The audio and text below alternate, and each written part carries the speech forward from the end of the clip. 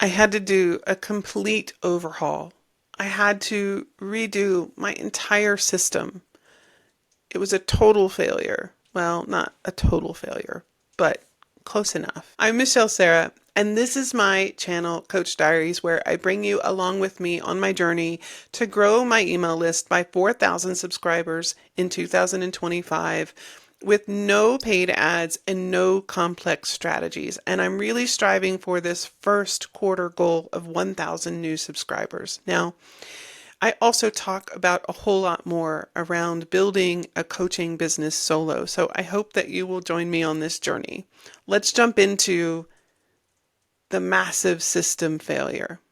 So last week, I talked about redoing my list growth planning calendar, which, by the way, if you'd like a copy of your own, you can get it. It's down in the notes below. I went and restructured it so that it is hopefully more efficient and can help me avoid making some of the massive mistakes I have made recently. So you know about one of my list growth events that I had in my calendar and thought I had applied to and had not. And so that left a big gap in my calendar. Well, it happened again. Last week, I mentioned one of the giveaways that I had in my calendar. I had it marked as having applied and accepted, but I was missing a piece of information, like I had a welcome email and was waiting to hear back from them because I emailed to ask to verify that I was in fact in this event, and I was not. There you go. Yet another one. Now, I will say, because I had the welcome email, I just didn't have any of the other confirmations that came along, that maybe it was the problem was on their side. It's possible. However, I still shouldn't be at the week of the event or days before the event questioning and scrambling and searching to find things for the event. That's just not an efficient system. It is not something that is going to enable me to succeed at reaching this goal. And the same goes for you. Anything in your business, your systems are going to be an incredible asset and something that helps to ensure that you reach your goal. I have become obsessed with systems, and really it's because, one, help me feel not overwhelmed. They help me to make what I need to get done a whole lot easier. They help me to be consistent. And they help me to reach my goals in my business growth. So, hence the overhaul on my list growth planning system.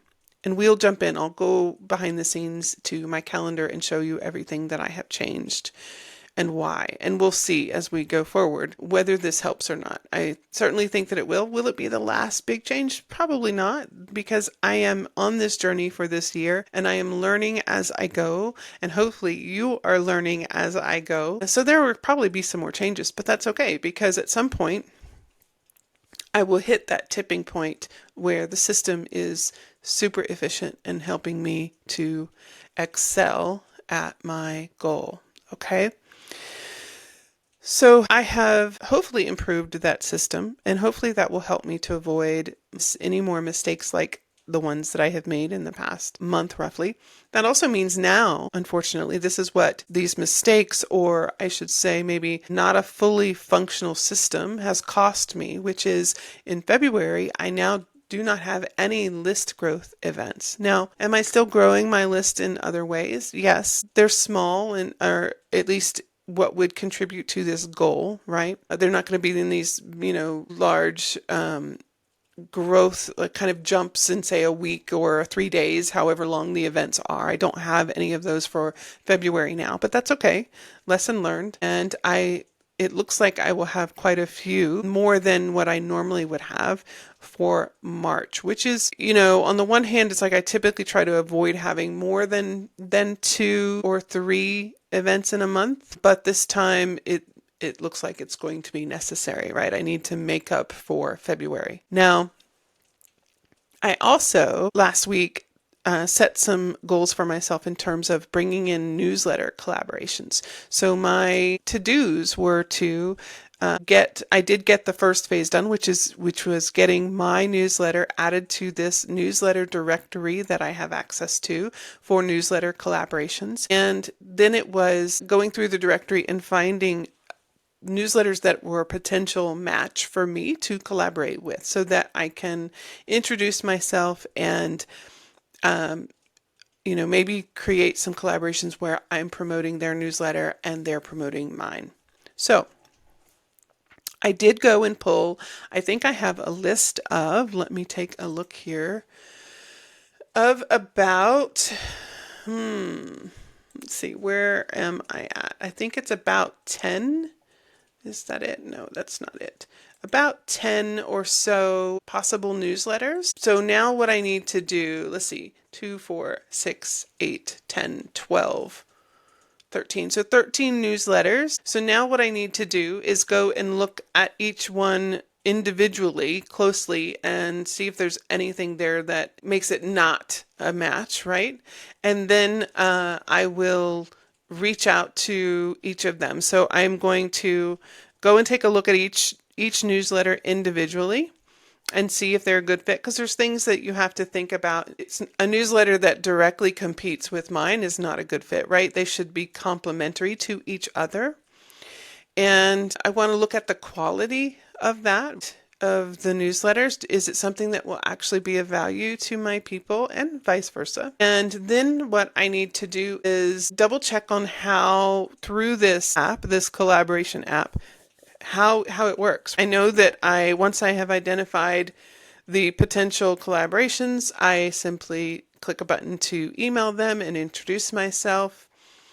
So I need to see if there's anything else beyond that, and then draft the outreach email and then send those emails. So by next week, I will have sent all of these emails and hopefully have some responses back and some potential collaborations. There are some other areas that outside of this app that I can look at for newsletter collaborations. And so maybe I will add that to my to-do list as well, which is find one or two other ways that I can begin to promote my newsletter as part of a collaboration to grow my list in addition to these list growth events. So also on my radar is summits. I am being a little slow moving on that right now just because I want to make sure that anything I participate in is very targeted, meaning my target audience, and that I have something of super high value to provide, meaning that usually that's your presentation. And so I want to make sure that I have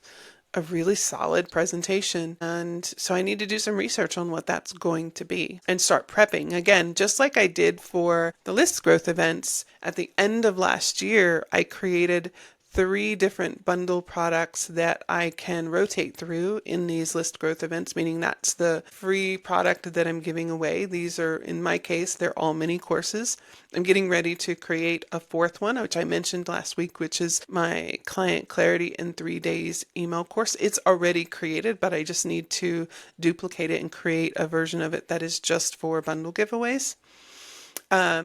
Just like that prep work, getting prepared so that I'm ready to hit the ground running, I need to do the same thing for summits. I made the mistake yet again, just this part of this learning experience is I applied for a summit and put together an idea for a presentation, but didn't do a whole lot of homework. And I did not get accepted for that summit, which part of it is the timing. I did not apply early enough, but very well could be if it had been a super compelling topic that they would have made room for another speaker anyways, right? So that's very important, is to do your homework and do the prep work so that you're ready to hit the ground running. So I'm going to add that to my to-do list as well, which may be over the next 2 weeks, but that's certainly there in regards to summits. All right, so overhaul of the list growth event tracking system, the planning calendar, overhaul of my own personal system and how I manage all of it, the workflow and getting my newsletter collaboration efforts going, which I have. And so I'm moving on to the next part of this, which I have, identified potential partners. So now I need to dig in a little bit more and narrow that list down probably, and then draft the email to them and send that off. So, before we go behind the scenes, I want to emphasize the importance of systems. Again, systems help to take away overwhelm. Systems help you to get things done faster, which another thing is when you're able to get things done faster because you follow a system, that creates consistency, but it also creates scalability, right? Consistency, scalability, getting things done faster, and taking away overwhelm. That's huge. Think about that in regards to growth of your business, right? How much does that, how much do you think those things impact the growth of your coaching business, especially if you are a solo coach? Massively, right? Massively. Okay, so let's go behind the scenes, take a look at the calendar and the changes I've made and any other updates I have for you, and then I'll see you back here. All right, here we are in the infamous list growth planning calendar. Be sure to get your own copy below and make it yours and, you know, follow along with me, but also start jumping into list growth events or podcasts, guesting or summits and grow your list right along with me, right? It's so much better when you have company. Okay, so let's look at these big changes that I've made first. Let me come back up here. So you can see now I have this massive empty space for February, which is not good, especially when it comes to my goal of hitting 1,000 for this first quarter. That sets me back significantly. So I really am hoping to make up for it in March. So right now, I have this one here, the Intuitive Entrepreneur Bundle, which I have been accepted for. I have Let's Get Digital, and then this one here I have not applied to yet, and I probably am not going to as I look at everything that I have coming up. This one, this Spring Village bundle, I have applied but have not heard anything back yet. I have the Audience Growth Club, which I have not applied, but I am doing so today. I did my extra homework on that. I needed to check to make sure that I could use the product I wanted to use if I needed to create something new, which I did find that out. The Profitable Coach is a new one that I just got notified that I have been accepted for, so I'm very happy about that one. That's the first week of April, though. But you can see here, as of right now, I have one, let's see, for March. Well, the very end of February, so it's not true that I don't have any for February, but it's the last, I think, last 4 days-ish, 5 days-ish, and into March. So one, two, let's see, 1, 2 confirmed right now. There's one in at the very beginning of April that's confirmed. So 3 confirmed, but I do need to get these other ones applied for and confirmed. And then, that'll be pretty solid for March. If I can get some of these newsletter collaborations in place as well, all the better. And hopefully I can still, pull it out and meet this goal of 1,000 in in this first quarter. Uh, I'm at, let's see here. I am at the 591, so I still have a little ways to go. But let's see where I can get it to. Okay. So here are the changes that I have made. I've added in an application deadline column that's in red so that I always see that very quickly right up here at the beginning so that I don't miss any application deadlines. And I don't know what I did before because I thought I had applied for them. But if I have a few more steps in place to verify that, then I think I can avoid making that same mistake. So let's see here. On collaboration type, that's still the same. Application status is still the same. Submission deadline. So when you apply for these events, there's an application deadline. Sometimes when you apply, you're providing all of the details for your content that you're using in the giveaway at the same time. Sometimes there's an application deadline and then there's a submission deadline, meaning that's when you have to submit your free content and all the details. So there won't necessarily always be different dates between this one or this one, but sometimes there is. And that's very important because I can very easily think I've applied, I'm good, and not realize that I have not submitted. Okay, so I've put that in place. This ready column is just simple two colors. It's either green or red. If it's red, that means I have not double checked my funnel. I have not maybe submitted my information. Something isn't done, right? And if it's green, that means I've checked everything. It's good to go and ready. Dates of the event, promo start and end. I've added this in because I came across this recently. The event that I found out I was not in that I thought I was last week.